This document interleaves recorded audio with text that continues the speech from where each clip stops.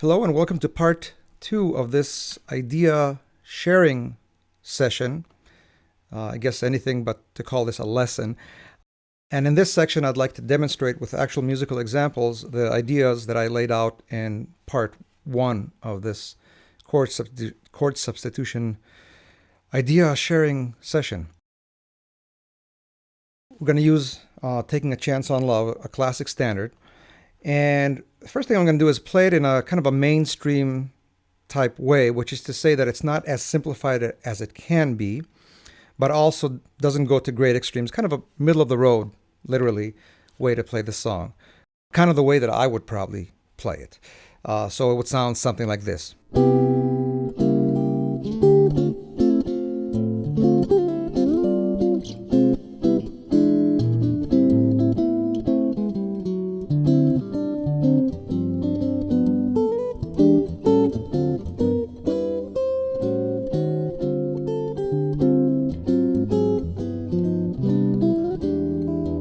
Okay, just got to refer to the first 4 bars. And it's interesting to note that a lot of these songs were written, I think, quite a bit simpler than some of these versions that you can see. It's entirely possible, I don't know if this for a fact, but it's possible that when the song was written, it was written like this.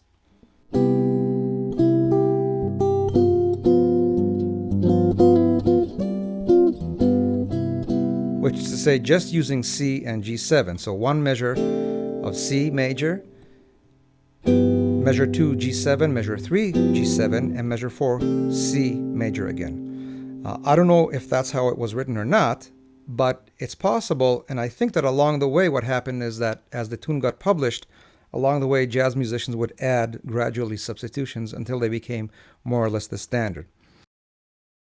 So now let's apply some of the ideas that I mentioned in the first video. First of all, let's try to remove chords.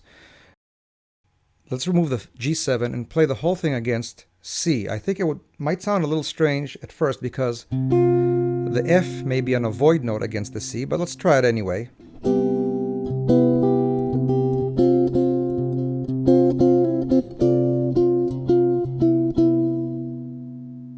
It could work. If it's done with enough conviction, anything can work.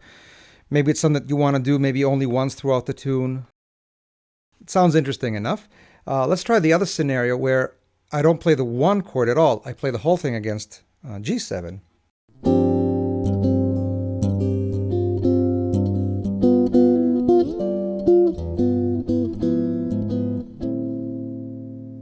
That sounded pretty good, kind of a pedal tone style. And I played G7 throughout, except for one spot, actually, interestingly enough, instinctively, not even paying attention.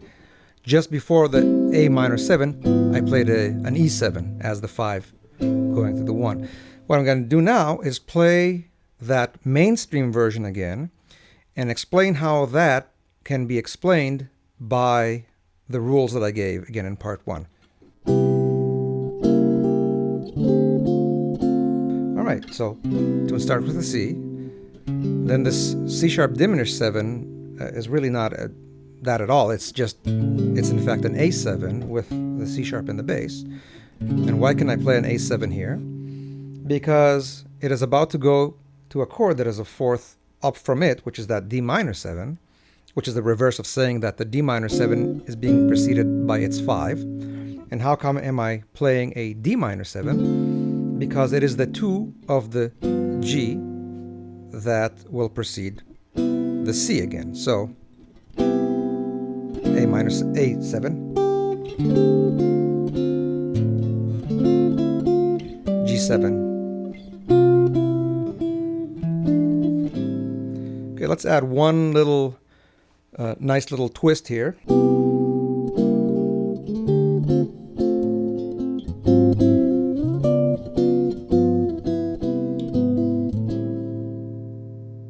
What did I do there? I don't know what I did there. I did something that kind of came to me, but I'm sure I can explain it. So up to here, good enough. And then A flat 7 And how come an A flat 7? An A flat 7 is a substitution, tritone substitution to D7. And why can I play a D7 after I play the D minor 7? Because it's about to go to a G7. Except that I didn't go straight to the G7. I went instead to a D flat 7.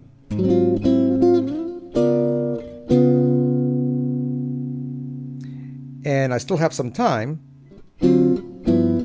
so I can squeeze in another D7, G7, C, E7 before that A minor 7.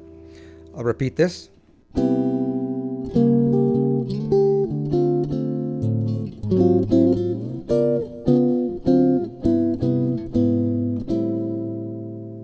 Of course, the more chords you add, the fewer beats there are available for each chord. Okay, I'm going to go take this quite a bit further out now and play something perhaps like this.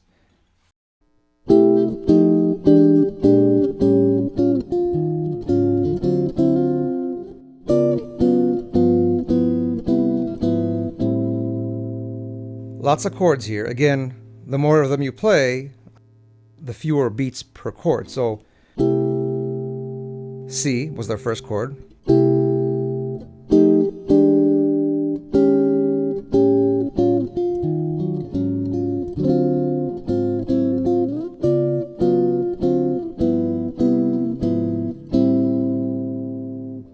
So again, I can't really track what I just did exactly, but I'll try the best as I can. From the C, I went to an F7. Well, how come an F7? An F7 is a tritone substitution for a B7. I know that I'm going to go to the E7 here. So instead of playing a B7, I'm playing an F7. It's in the same. Now the E7 can of course go to the A7, but it can make a little stop on the way. You can play F minor, B flat 7, the B flat of course being the tritone substitution of E7 to A7. So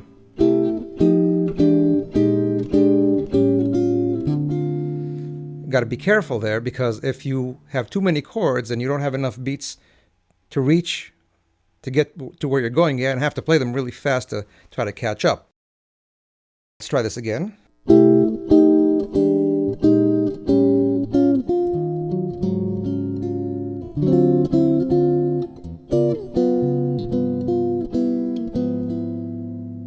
Another example, the variations are very subtle sometimes, because when you play E7 and B flat 7, it's just the bass that changes, but the 3 and the 7 remain the same. The last variation, which will take this a little bit further out, and will kind of complete the circle in terms of what I mentioned, that by the time that you add up all the chords and go to the first beat, you might not recognize where you came from, is the idea that one thing that was shared throughout all these progressions that I played, that I always started with the chord C. But why do you have to start with a chord C? It says so in the chart, but if my next chord is going to be an F7, let's precede the F7 with something that, like a 5 of the F7. So that could be just a C7, or maybe an F sharp 7 flat 9, and maybe that chord can be preceded by its 5. Maybe this.